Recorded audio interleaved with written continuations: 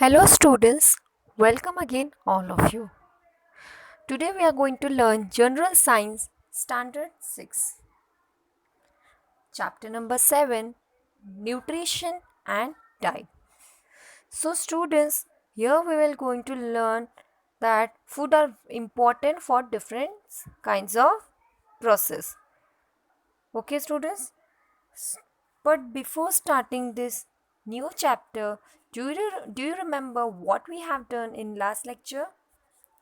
We learn chapter number 6, Substances in Daily Use. In this chapter, we learn all the substances are made up of very fine particles, right? And with the help of that, we make the objects. And objects have a specific shape, parts, and specific arrangement by which we identify them. And we also saw with the help of cotton, iron, aluminium, we get some materials and objects from these substances. From cotton we get cloth, thread, sari, handkerchief, mattress, pillow, and from iron we get construction steel bar, griddles, that is tawa, parts of automobiles, electric poles, table, cupboard, etc. And from aluminium we get kitchen utensils and electric cables, etc. But we also get the substances in everyday use are of two types. Students, the substances which we are using in our day-to-day life is of two types. First is natural and second is man-made substances. Okay. In natural substances, we saw substances obtained from living things are called biotic, and substances that are not obtained from living thing are called abiotic. And students, do you also remember leather and wool we get from the animal? So they called as a animal origin. And jute and cotton we get from the plant origin. Okay.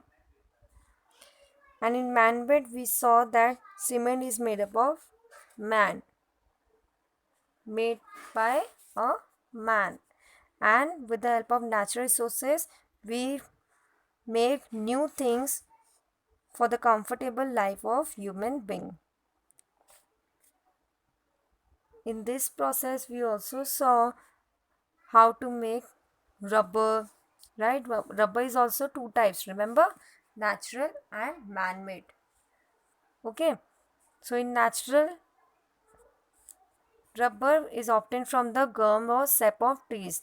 Sap of tree is called latex. Latex we get from the tree.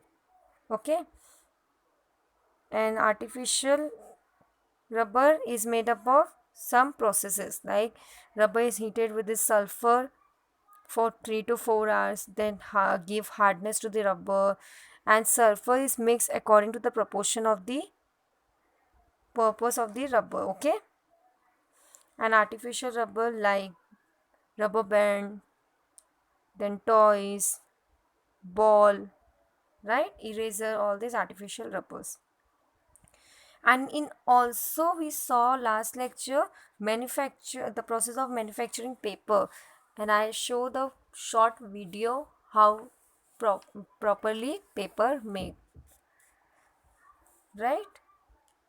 Then we saw the artificial threads also, that is synthetic fibers like rayon, nylon, techron, trilin, terrin, all this. And nylon, how this name has occurred. These threads were invented at the same time in New York and London.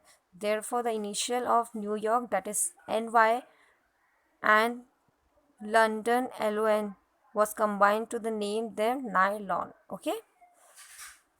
Nylon thread are shine and stronger, transparent and water resistance, right? So all these we have learned in last lecture. Now students, in this lecture we are going to learn about the nutrition and diet. So let's begin. with a new chapter, students. Students, what are the various groups of foodstuffs?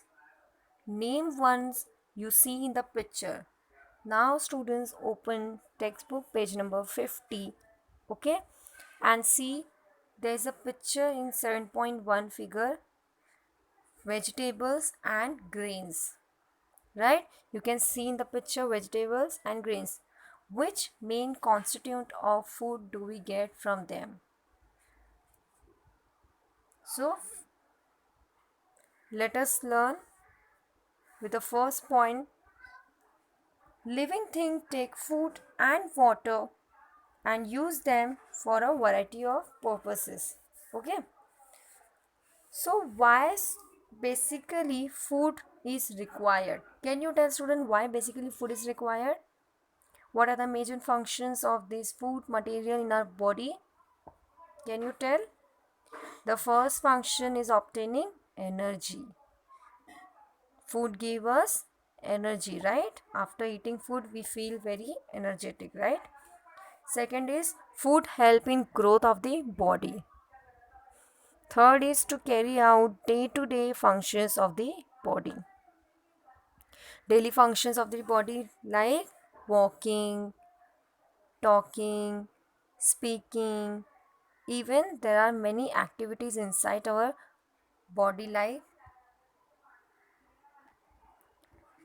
blood circulation, digestion, excretion. There are many sort of things inside our body. So even that activity conducted to food material. Even food is important to fight the types of disease. When we consume lots of food, our body get immunity, and then we will able to fight any types of the disease. Okay.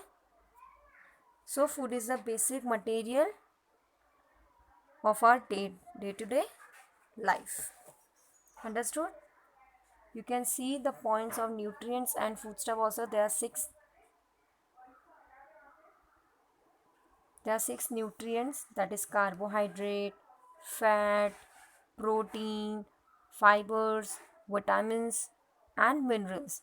These nutrients are present in the different food items we eat in differing proportion. Let us learn more about some of them step by step. Okay, one by one we will going to learn about the carbohydrate, fat, protein and minerals and vitamins.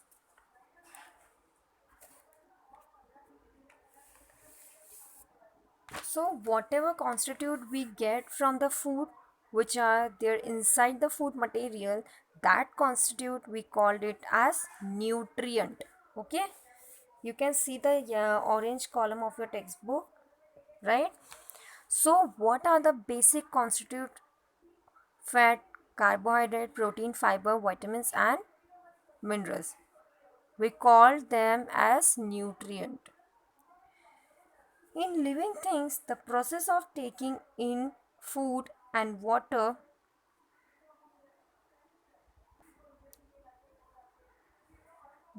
and using it for growth and other purposes is called nutrition. And the constituent of food useful for this purpose are called nutrients. So whatever material we consume, that we call that as nutrition, and whatever the components present inside the food, okay, inside the food material is called nutrient and we consume as nutrition, and whatever components present in the food material is called nutrient. Okay, do you understood the difference between nutrition and nutrient? Again I am repeating, whatever material we consume, that we call it as a nutrition, and whatever the components present inside the food material is called the nutrient.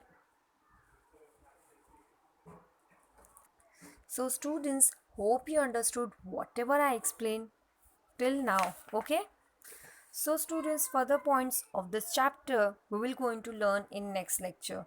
We'll going to learn about energy giving nutrients like carbohydrate, fat, protein, minerals and vitamins. Okay, so meet you in next lecture students.